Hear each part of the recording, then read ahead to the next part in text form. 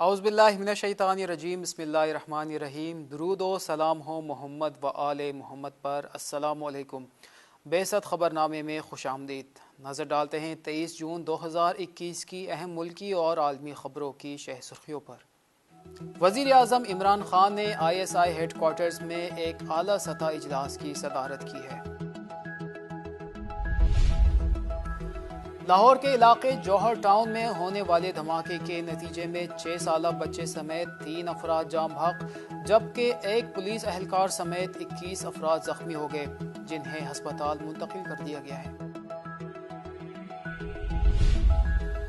NCOC کے مطابق corona vaccine کی سینو ویک کی مزید خوراکیں پاکستان پہنچ گئی ہے۔ امریکی حکومت نے اسلامی مزاحمتی محاذ کی 36 سائٹس کو بند کر کے آزادی بیان کے خلاف اعلانیہ جنگ کا آغاز کر دیا ہے۔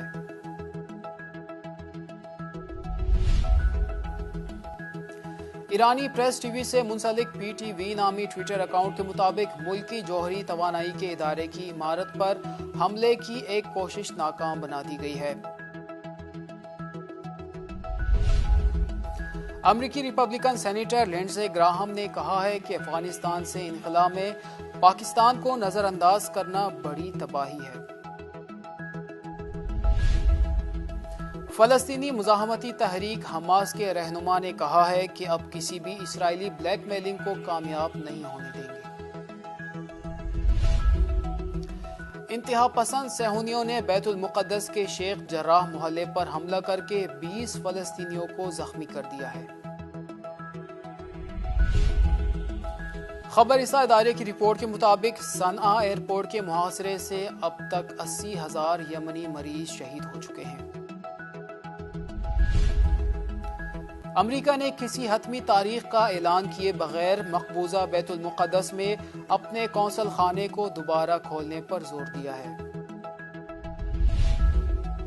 اور مغربی افریقی ملک برکینا فاسو میں ریلیف مشن پر جانے والے پولیس قافلے پر نامعلوم مسلح افسران نے گھات لگا کر حملہ کر دیا، جس کے نتیجے میں 11 افسران ہلاک اور 4 لاپتہ ہو گئے۔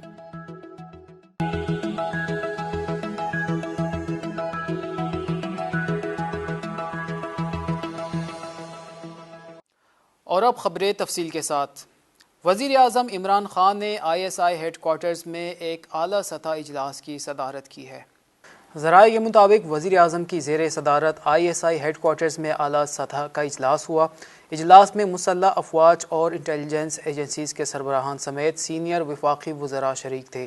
اجلاس میں اندرونی و بیرونی سیکیورٹی صورتحال سمیت افغان امن عمل پر بریفنگ دی گئی، جبکہ افغانستان سے امریکی فوج کے انخلا کے بعد اندرونی سیکیورٹی چیلنجز پر بات چیت ہوئی۔ اجلاس میں افغان امن عمل پر بھی پاکستان کے کردار پر تفصیلی تبادلہ خیال کیا گیا۔ لاہور کے علاقے جوہر ٹاؤن میں ہونے والے دھماکے کے نتیجے میں 6 سالہ بچے سمیت 3 افراد جاں بحق جبکہ ایک پولیس اہلکار سمیت 21 افراد زخمی ہو گئے، جنہیں ہسپتال منتقل کر دیا گیا ہے۔ دھماکہ جوہر ٹاؤن میں واقع احسان ممتاز ہسپتال کے قریب ہوا۔ پولیس کے مطابق دھماکہ گاڑی کے اندر ہوا۔ ریسکیو ٹیموں نے جاں بحق افراد کی لاشوں اور زخمیوں کو ہسپتال منتقل کر دیا۔ دھماکہ اتنی شدید نوعیت کا تھا کہ کئی گاڑیاں، موٹر سائیکلیں اور ایک رکشہ تباہ ہو گیا۔ قریبی عمارتوں کے شیشے ٹوٹ گئے۔ دھماکے سے ایک گھر بھی شدید متاثر ہوا ہے۔ بم ڈسپوزل اسکواڈ کے عملے نے موقع پر پہنچ کر شواہد اکٹھے کرنے شروع کر دیے۔ پولیس نے علاقے کو گھیرے میں لے کر ناکہ بندی کر دی۔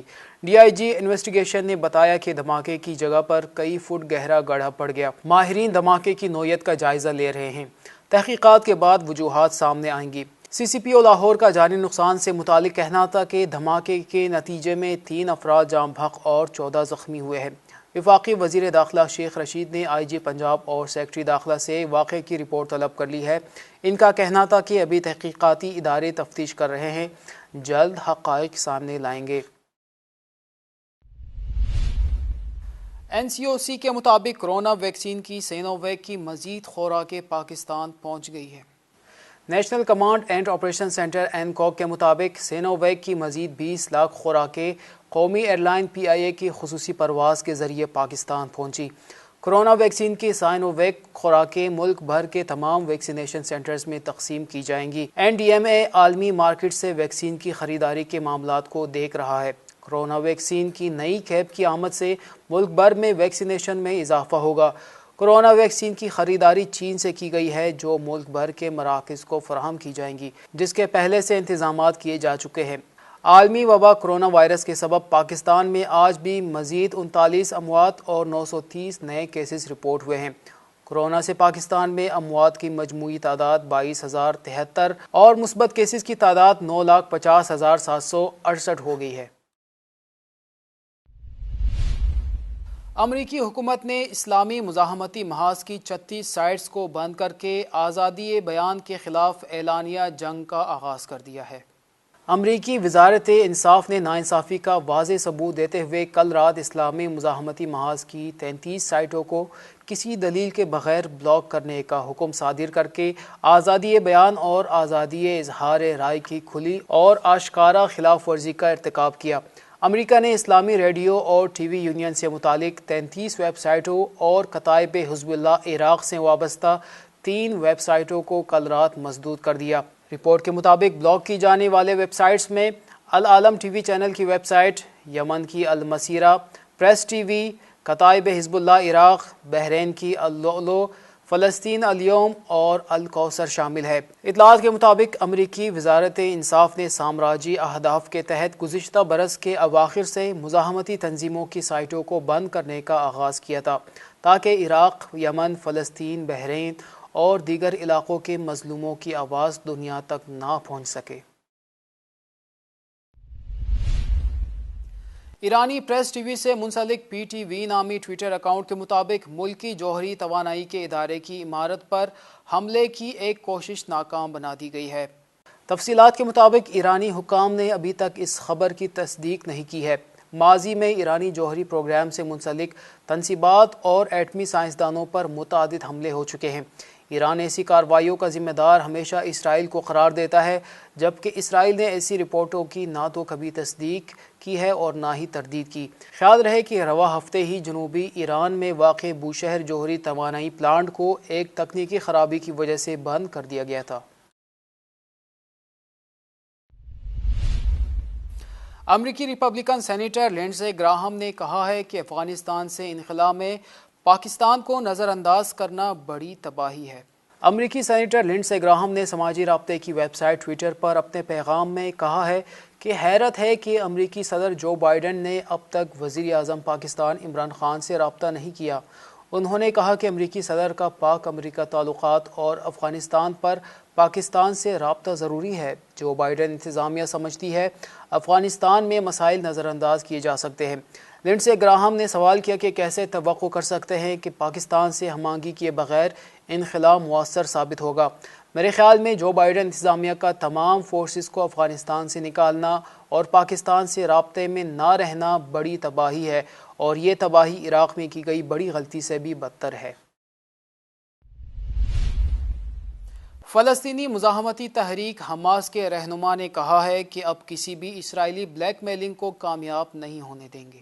فلسطین کی مزاحمتی تحریک حماس نے فلسطینیوں کو بلیک میل کرنے کی اسرائیلی پالیسی کے خلاف مزاحمت کا عزم ظاہر کیا ہے۔ ان کا کہنا ہے کہ عظیم فلسطینی عوام اور غزہ پر 14 سالہ محاصرے کو ختم کرنے میں حکومت کی تاخیر سمیت تل ابیب کی خلاف ورزیوں اور جرائم کے باوجود مزاحمتی طاقت خاموش نہیں بیٹھے گی۔ حماس کے رہنما یحییٰ سنوار نے منگل کو ایک بیان میں خبردار کیا تھا کہ اسرائیلی جارحیت کے خلاف تمام اقدامات اٹھانے کے لیے تیار ہے اور ہم کسی بھی طرح سے مزاحمت کریں گے اور دشمن بلیک میلنگ کی اپنی پالیسی میں کامیاب نہیں ہوگا۔ انتہا پسند صہیونیوں نے بیت المقدس کے شیخ جراح محلے پر حملہ کر کے 20 فلسطینیوں کو زخمی کر دیا ہے۔ انتہا پسند صہیونیوں نے گزشتہ روز بیت المقدس کے شیخ جراح محلے پر حملہ کر کے فلسطینیوں کے گھروں اور ان کی گاڑیوں کو بھاری نقصان پہنچایا، جبکہ پولیس نے اس محلے کی جانب جانے والی تمام سڑکیں اور گلیوں کو بند کر دیا۔ انتہا پسند صہیونیوں کے حملے کے بعد فلسطینی جوانوں اور صہیونیوں کے درمیان شدید جھڑپیں شروع ہو گئی، جن میں کم از کم 20 فلسطینی زخمی ہو گئے۔ سیہونیوں نے اس محلے میں واقع شہید عمر القاسم کے گھر کو بھی آگ لگا دی۔